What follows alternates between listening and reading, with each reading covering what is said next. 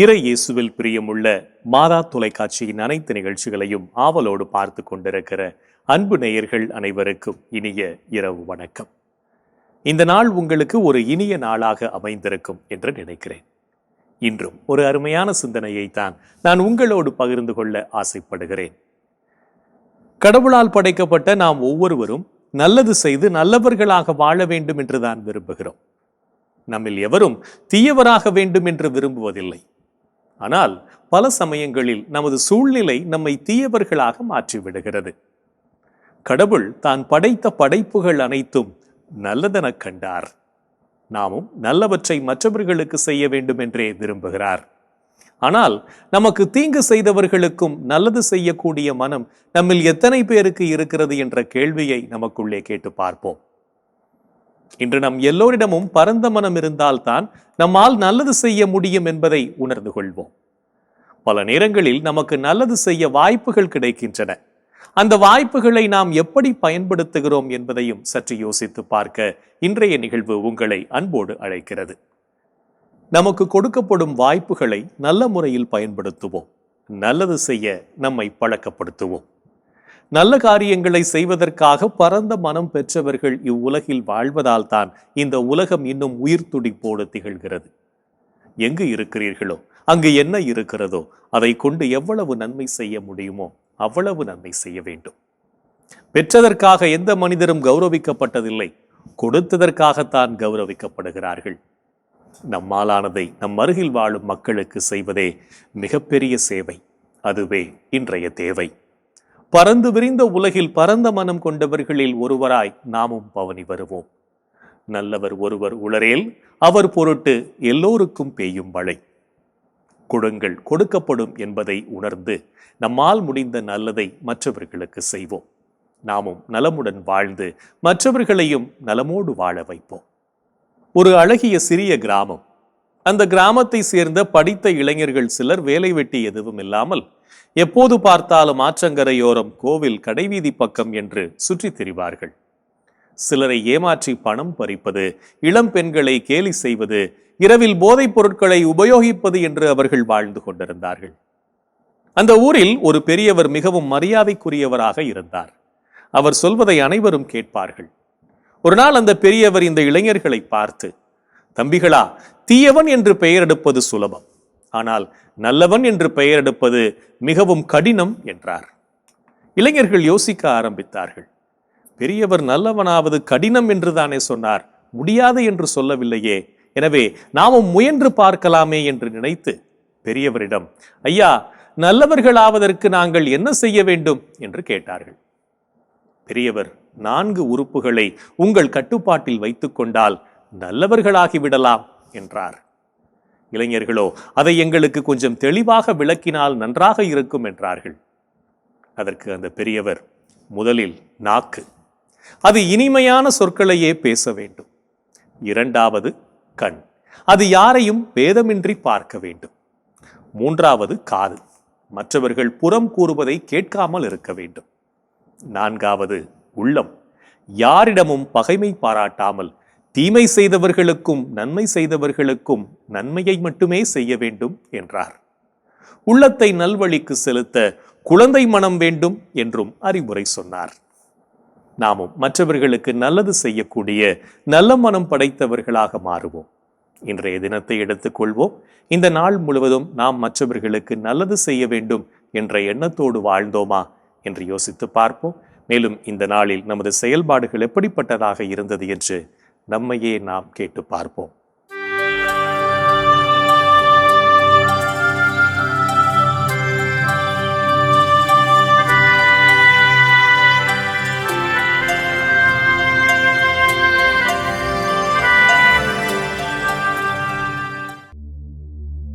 இன்று நீங்கள் செய்த செயல்களில் நீதியை நிலைநாட்டினீர்களா? நீதியை நிலைநாட்டுங்கள், நேர்மையை கடைபிடியுங்கள். நான் வழங்கும் விடுதலை அண்மையில் உள்ளது. இன்று நீங்கள் கடவுள் மீது நம்பிக்கை கொண்டீர்களா? விழிப்பாயிருங்கள், நம்பிக்கையில் நிலைத்திருங்கள், துணிவுடன் நடந்து கொள்ளுங்கள், வலிமையுடன் செயல்படுங்கள். இன்று நீங்கள் செய்த செயல்களை நல்ல மனதோடு செய்தீர்களா? முணுமுணுக்காமலும் வாதாடாமலும் யாவற்றையும் செய்யுங்கள். அப்பொழுதுதான் நீங்கள் நெறி கெட்ட சீரழிந்த தலைமுறையினரிடையே குற்றமும் கபடுமற்றவர்களாய் கடவுளின் மாசற்ற குழந்தைகளென திகழ்வீர்கள். இன்று நீங்கள் உங்கள் நலனில் மட்டும் அக்கறை கொண்டு வாழ்ந்தீர்களா? நீங்கள் யாவரும் உங்களை சார்ந்தவற்றிலல்ல, பிறரை சார்ந்தவற்றிலேயே அக்கறை கொள்ள வேண்டும். இன்று நீங்கள் உங்கள் வீட்டில் உள்ள முதியோரை மதித்து நடந்தீர்களா? முதியோரிடம் கடுமையாயிராதே, அவர்களை தந்தையராக மதித்து ஊக்குவி. இன்று நாம் இறைவனுக்கு உகந்த நல்ல செயல்களை செய்திருந்தாலும் பல நேரங்களில் இறைவனுக்கு எதிரான செயல்களையும் செய்து அவருடைய மனதை காயப்படுத்தி இருப்போம். அத்தகைய நேரங்களை எல்லாம் நினைத்து பார்த்து மனம் வருந்தி மன்னிப்பு கேட்டு மனத்துயர் மன்றாட்டை செபிப்போம்.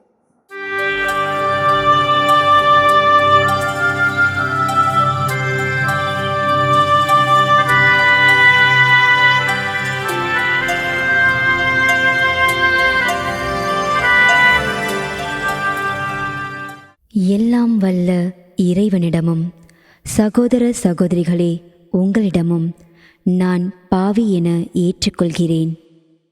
ஏனெனில் என் சிந்தனையாலும் சொல்லாலும் செயலாலும் கடமையில் தவறியதாலும் பாவங்கள் பல செய்தேன். என் பாவமே, என் பாவமே, என் பெரும் பாவமே. ஆகையால் எப்போதும் கன்னியான புனித மரியாவையும் வானதூதர் புனிதர் அனைவரையும் சகோதர சகோதரிகளே உங்களையும் நம் இறைவனாகிய ஆண்டவரிடம் எனக்காக வேண்டிக்கொள்ள மன்றாடுகிறேன். ஆமேன்.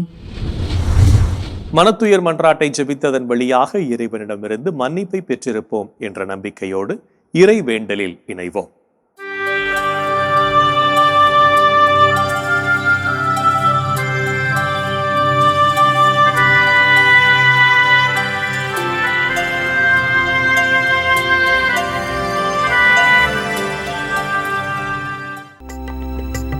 இறைவா இறைவா எமக்கு துணை புரிய வாரும். ஆண்டவரே எமக்கு துணை புரிய விரைந்து வாரும். தந்தைக்கும் மகனுக்கும் தூய ஆவியாருக்கும் மாட்சி உண்டாவதாக. தொடக்கத்தில் இருந்தது போல் இப்பொழுதும் எப்பொழுதும் என்றென்றும் இருப்பதாக. ஆமென்.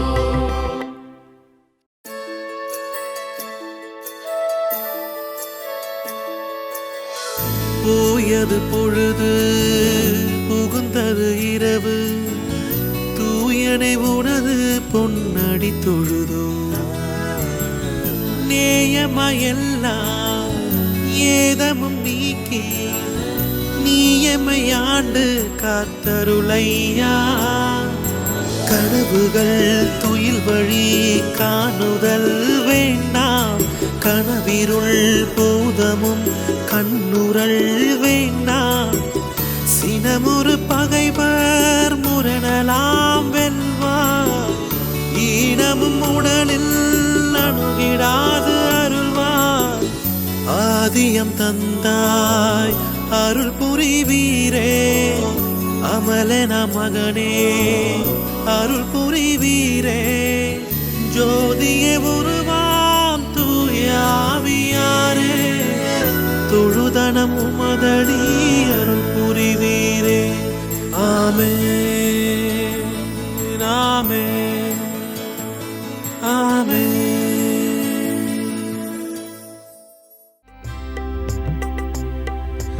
இறைவா இன்னுடலும் பாதுகாப்பில் நிலைத்திருக்கும். இறைவா என்னுடலும் பாதுகாப்பில் நிலைத்திருக்கும்.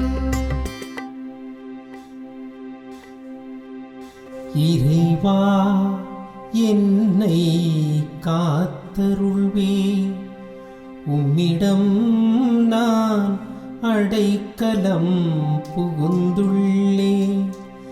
நான் ஆண்டவரிடம் நீரே என் தலைவர், உம்மையன்றி வேறு செல்வம் எனக்கு இல்லை என்று சொன்னேன். பூவுலகில் உள்ள தூயோர் எவ்வளவோ உயர்ந்தோர்,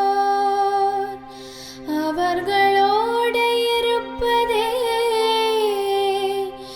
எனக்கு பேரின்பம்.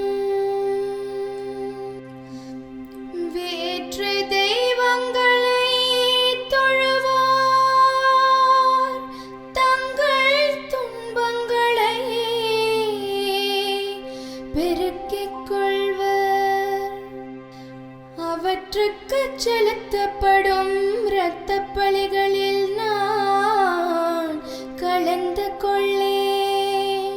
அவற்றின் பெயரை கூட நாவினால் உச்சரியேன்.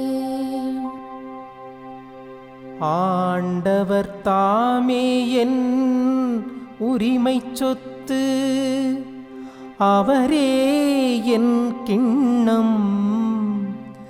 எனக்குரிய பங்கை காப்பவரும் அவரே.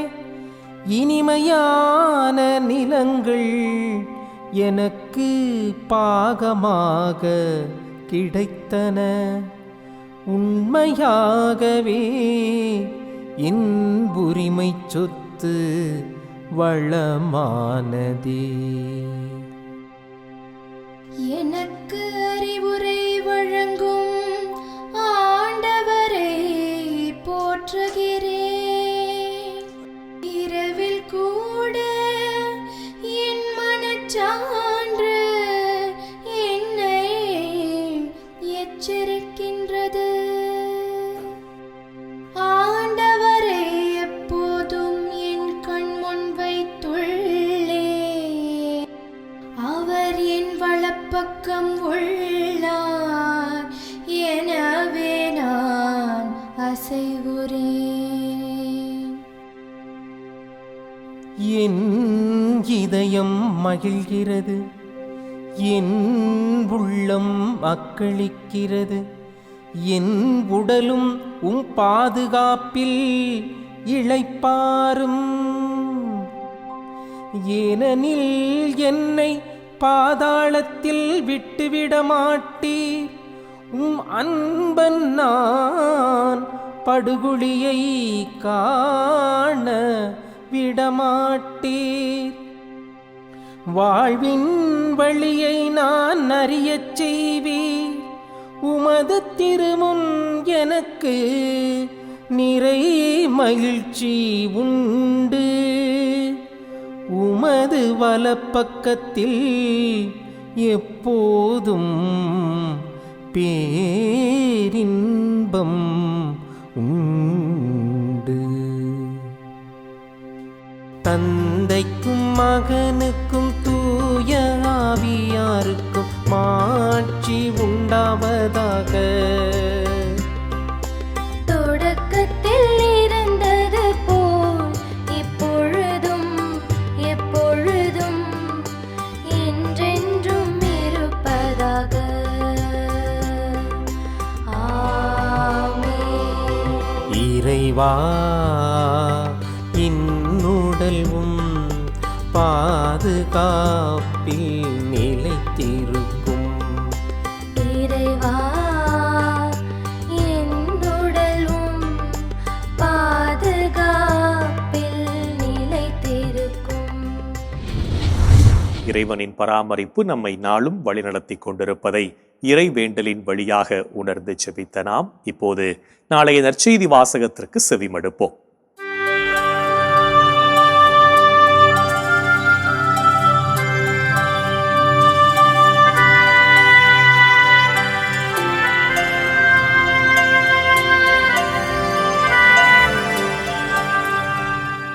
நாளைய திருப்பலி வாசகங்கள். முதல் வாசகம் திருத்தூதர் யோவான் எழுதிய முதல் திருமுகத்திலிருந்து வாசகம். அதிகாரம் 5, இறை வார்த்தைகள் 5 முதல் 13 வரை. பதிலுரை பாடல். திருப்பாடல்.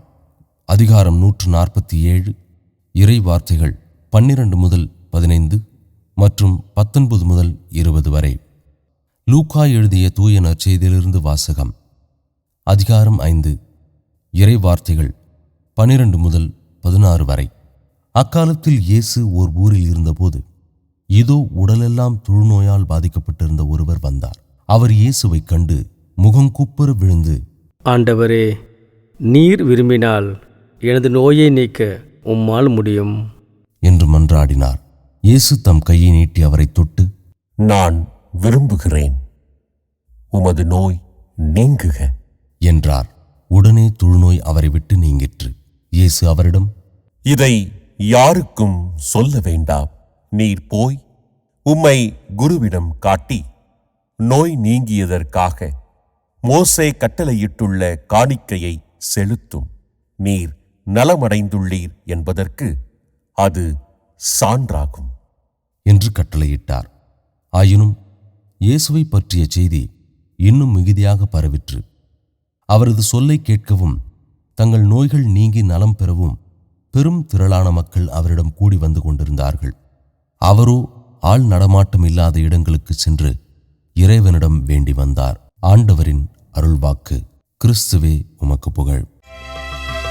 ஆண்டவரே, உம் கையில் என் உயிரை ஒப்படைக்கின்றேன். ஆண்டவரே, உம் கையில் என் உயிரை ஒப்படைக்கின்றேன். உம்மையின் ஆண்டவராகிய கடவுளே, எம்மை மீட்டவர் நீரே. ஆண்டவரே, உம் கையில் என் உயிரை ஒப்படைக்கின்றேன். தந்தைக்கும் மகனுக்கும் தூய ஆவியாருக்கும் மாட்சி உண்டாவதாக. ஆண்டவரே, உம் கையில் என் உயிரை ஒப்படைக்கின்றேன். தொழுநோயாளர் இயேசுவின் மீதிருந்த தனது நம்பிக்கையை வெளிப்படுத்துகிறார். இயேசு அவரை குணப்படுத்துகிறார். நம்முடைய வாழ்விலும் நம்பிக்கை இருந்தால் அதிசய செயல்கள் நிகழும் என இயேசு நமக்கு உணர்த்துகிறார். நம் அன்பர் இயேசுவின் வழியில் நாளும் பயணிப்போம் என்ற உணர்வோடு சிமியோன் பாடலில் இணைவோம்.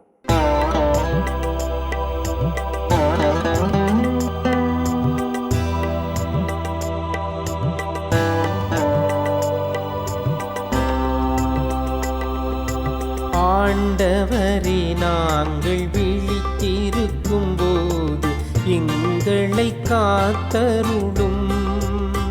நாங்கள் தூங்கும் போது எங்களை பாதுகாத்தருளும்.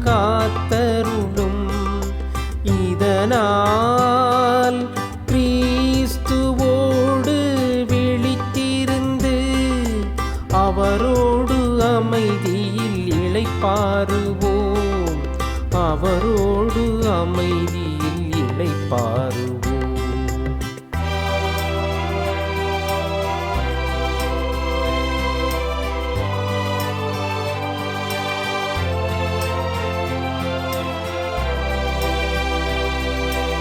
ஆண்டவரே, உமது சொற்படி உமது அடியான் என்னை இப்போது அமைதியுடன் போகச் செய்கிறீர்.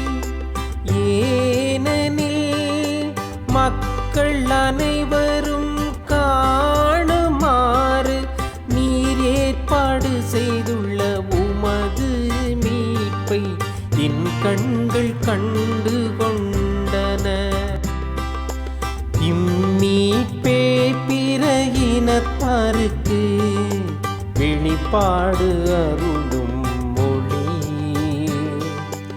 இதுவேவும் மக்களாகிய இஸ்ராயேலுக்கு பெருமை.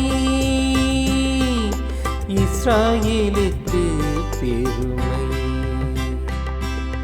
தந்தைக்கும் மகனுக்கும் தூய ஆவியாருக்கும் மாட்சி உண்டாவதாக. தொடக்கத்தில் இருந்தது போல் இப்பொழுதும் எப்பொழுதும் என்றென்றும் இருப்பதாக. ஆமென். ஆண்டவரே, நாங்கள் விழித்திருக்கும் போது எங்களை காத்தருளும். நாங்கள் தூங்கும் போது எங்களை பாதுகாத்தருளும். இதனால் கிறிஸ்துவோடு விழித்திருந்து அவரோடு அமைதியில் இளைப்பாறுவோம். அவரோடு அமைதியில் இளைப்பாறுவோம். இறைவனின் உடனிருப்பு நம்மை நாளும் பலப்படுத்திக் கொண்டிருப்பதை சிமியோன் பாடல் வழியாக உணர்ந்து செபித்த நாம் இப்போது நாளைய புனிதரை பற்றி பார்க்கலாம்.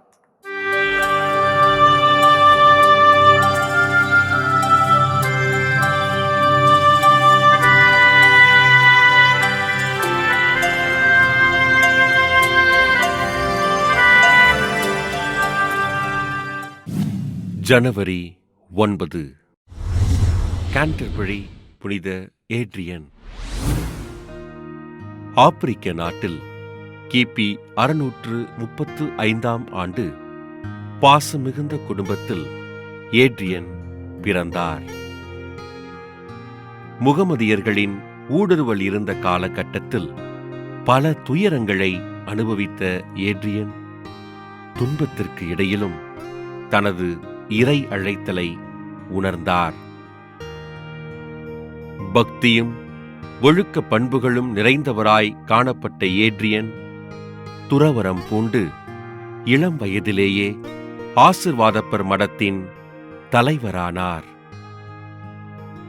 சிறப்பாய் பணியாற்றும் திறமை உடையவராய் விளங்கிய இவரை திருத்தந்தை விட்டாலியன் ஆயராக நியமிக்க முயன்றபோது தான் அதற்கு தகுதியில்லாதவன் என்று கூறி தனது தாழ்ச்சியை வெளிப்படுத்தினார்.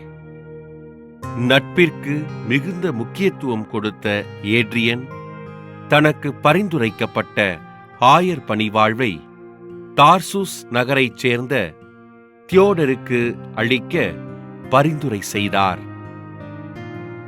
தலைமை பண்பை அதிகம் பெற்றவராய் இருந்த இவர் இங்கிலாந்தின் புனித பேதுரு, புனித பவுல் துறவு மடத்தின் தலைவராய் பணியேற்று பல சிறந்த துறவிகள் உருவாக காரணமானார். கிரேக்கம், லத்தீன் மொழிகளில் புலமை பெற்ற சிறந்த ஆசிரியராய் அறியப்படும் ஏட்ரியன் ஆயராக பொறுப்பேற்றும் கூட தன் வாழ்நாளின் பெரும் பகுதியை குருமானவர்களுக்கு கல்வி புகட்டி அவர்களை ஞானத்தில் வளரச் செய்யும் பணியை செய்தார். ஞானம் நிறைந்த பணியாற்றி கிபி 710ஆம் ஆண்டு இறந்த ஏட்ரியனின் உடல் பல நூற்றாண்டுகள் கடந்தும் அழியாமல் கண்டெடுக்கப்பட்டது இவர் புனிதராய் வாழ்ந்தார் என்பதற்கு சான்று பகர்கிறது. புனித கேன்டர்பரி ஏட்ரியனின் விழாவை கொண்டாடும் நாம் தோழமையோடு ஞானத்தையும் ஒழுக்கத்தையும் கடைபிடித்து அதை மற்றவர்களுக்கும் கற்றுத்தரும் அனைவருக்காகவும் ஜெபிக்க அழைக்கப்படுகிறோம். புனிதர்கள் ஒவ்வொருவரும் நாம் புனிதத்தில் வளர நிறைய உறுத்தல் முயற்சிகளை செய்து நமக்கு பலவித பாடங்களை கற்றுத் தந்திருக்கிறார்கள். அவர்கள் காட்டிய வழியில் நாமும் பயணித்து இறைவனுக்கு உண்மை உள்ளவர்களாக வாழ்வோம் என்ற நம்பிக்கையோடு நாளைய தினம் மற்றவர்கள் செய்யும் நற்செயல்களை பாராட்டி மகிழ்வோம்.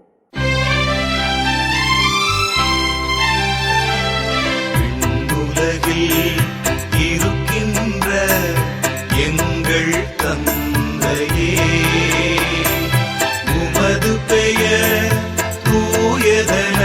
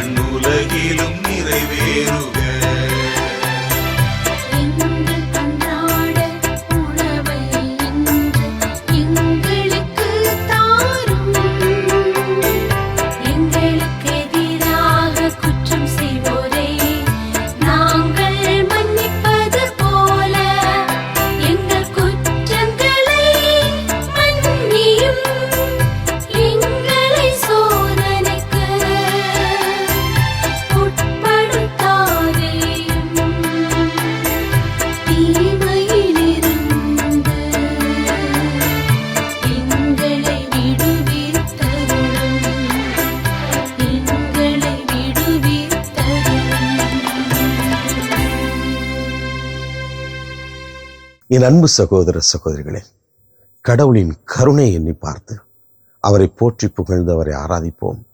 இன்றைய நாளில் எத்தனை விதமான நன்மைகளை கடவுள் நமக்கு செய்திருக்கிறார். அவரை புகழ்வோம், அவருக்கு ஆராதனை செய்வோம். அன்பர்களே, இன்றைய தினத்திலே புலம்பெயர்ந்து வாழ்கின்ற நம் சகோதர சகோதரிகளுக்காய் நாம் உருக்கத்தோடு செபிப்போம். எங்கள் அன்பை உருவான இயேசு ஆண்டவரே, இதோ புலம்பெயர்ந்து வாழ்கின்ற என் சகோதரனை சகோதரி எண்ணி பார்க்கிறோம்.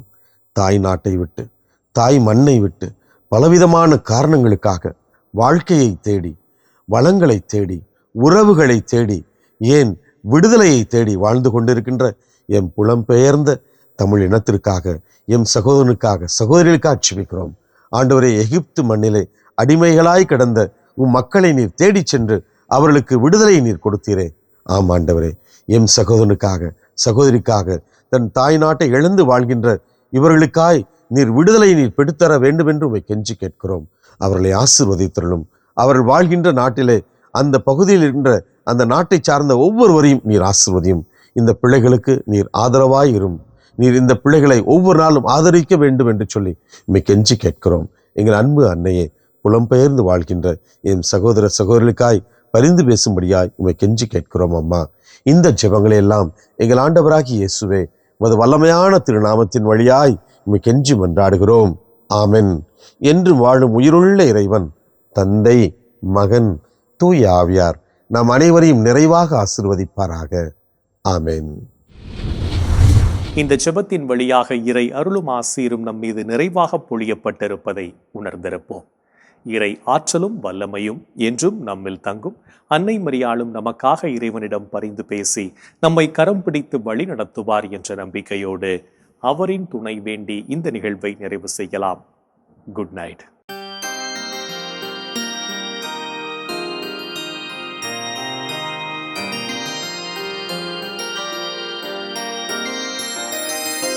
வாழ்க அரசியே, தயை மிகு அன்னையே, வாழ்வே இனிமையே, தஞ்சமே வாழ்க.